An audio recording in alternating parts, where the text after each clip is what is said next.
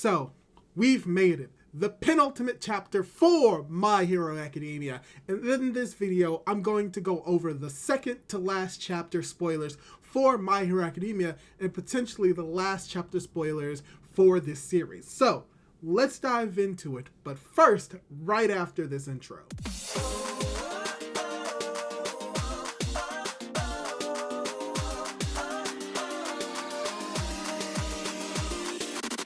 Hey guys, how's it going? It is your boy, Manga Andrew, and I'm here to cover the leaks and spoilers for My Hero Academia Manga Chapter 429.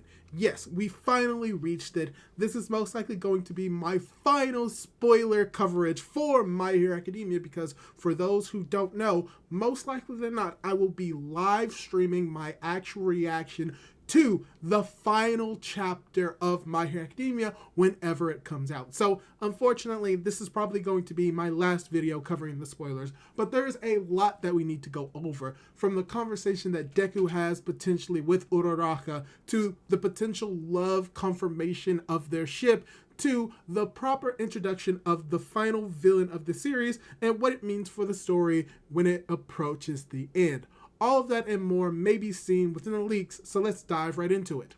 And to start off, the title of this chapter really tells what this chapter is going to be about, because it's chapter 429, I Am Here. And the chapter begins with a narration by the mysterious character. He says that when they discovered that his quirk was a mutation, all his family members started treating him very nicely. Soon afterwards, however, they locked him in the underground room in their house. A mutation as in like Ares, where it's not something he inherited from his parents. His mouth was tied up and he was kept locked in there, scared as he cried non-stop. One day, some years later, his family started shouting, "The country is doomed," threw him some bread to eat, and never showed up again. Later, an explosion hit the house and destroyed part of the underground, allowing him to leave. After so long, the sunlight hurt and he didn't know where to go. He had felt alone and scared for all of these years, but outside people were smiling and working together. Why? So, to start off, this is going to be very interesting, and from what we're seeing with the leaks, the beginning of this chapter is going to tie into the end of this chapter, with the mysterious individual getting his backstory, and weirdly enough, him potentially starting off as more of a neutral or even a good guy before most likely the inevitability of something bad happening and the heroes having to come in and try to help. So it's cool that we're starting off the chapter with this and most likely ending the chapter with this continuation. But from here, this is where the next part of the chapters, from what we see with the leaks, are going to heavily focus on the conversation between Deku and Uraraka.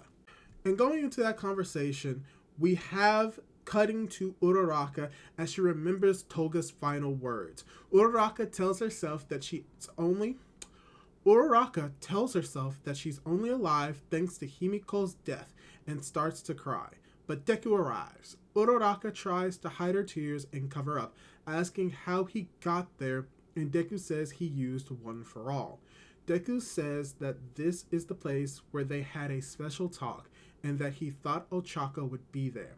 Ochako says that she didn't want to be seen, but Deku says that she was acting weird and that since the entrance exam, she has always prioritized others over herself.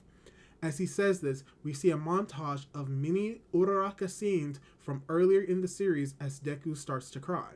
Uraraka has always saved Deku, like with Black Whip and during the Dark Hero arc. "You're my hero, so I don't want to rely on your strength forever. Holding someone's hand can put your heart at ease. Did you know that?" Deku then offers his hand for Uraraka or Ochako to hold. Ochako holds Deku's hand and starts crying even harder. "Himiko Toga died because of me. If I hadn't been stabbed, her quirk allowed her to give blood to anyone. Couldn't she have been found sooner? If I'd known her when we were kids, would things have been different?" Deku says that he's been thinking the same thing about Tenko. The consequences of this war will be different compared to the previous, and All For One warned him that this is a thorny path. but he's sure that if they keep reaching out, even when it's none of their business, one day, the rest of the class arrives, saying they're worried about Ochako. Tsuyu hugs her, and Bakugo asks if the embers are still there, since he just used one for all. Deku says they are, and the rest of the students ask why he didn't tell them about the embers to begin with. And so, this is an interesting part of their conversation.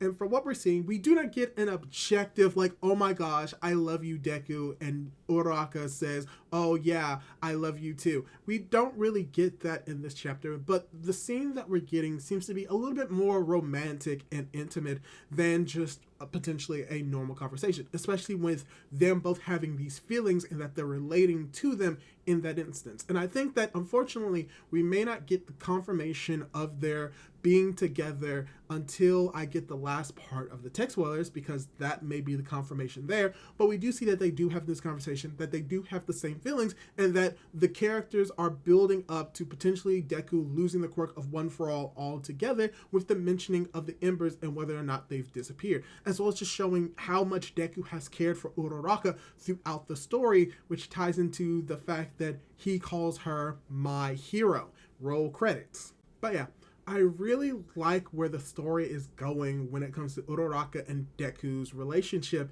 and potentially that we may get the more proper confirmation, if not in this chapter, within the next chapter. So whatever I label this video as, once again, I apologize if it may be a little bit clickbaity, but from what I'm seeing here, I cannot see this any other way, well, potentially any other way, as it being a little bit more romantic, and that Uraraka is finally confessing her feelings about Toga, and potentially Deku confessing his feelings to Uraraka and how he's felt about her throughout the entire series. So it's going to be related to Deku most likely confessing his feelings to Uraraka, and it's going to be something that I want to dive into a little bit more when I have the full context of the chapter.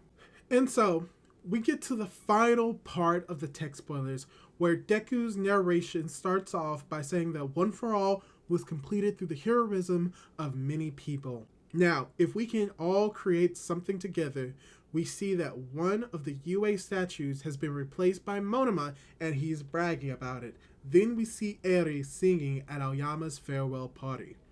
Cut to All Might telling Hawks that he wants to expand the Billboard chart because several people who aren't heroes helped in the war. They're thinking of creating a new title that is different from the, quote, industrialized heroes, and reflect on how there can be many greatest heroes. The title would be Eiyu, the Japanese word for hero. So far, the story we've seen has used the English-like version of the word hero. Cut to the mysterious character looking at the people around him and wondering why only he has to suffer.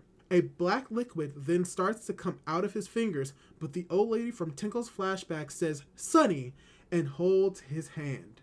The lady thinks to herself that she didn't know if that boy was saved by the heroes, and often loses sleep over it.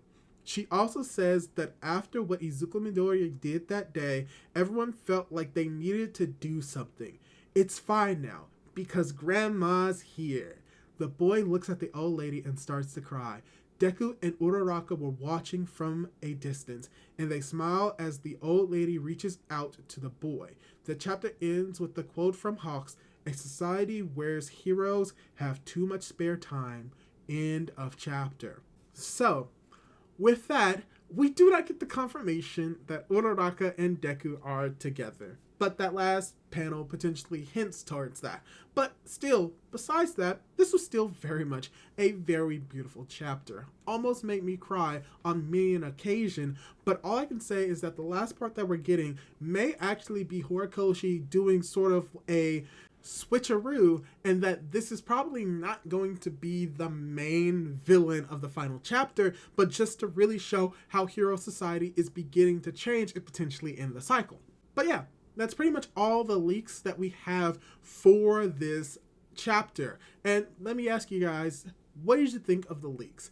Do you like them? Do you dislike them? And are you disappointed that we did not get a proper confession from Deku or Uraraka in this chapter? Leave your thoughts below, and I just want to thank everyone who has been watching me as I've been covering the spoilers for My Hero Academia. And hopefully I'll be able to see you when I do my live reaction to My Hero Academia, which will either be August 1st or 2nd of 2024. So hopefully I'll be able to catch you guys in my next video / live stream.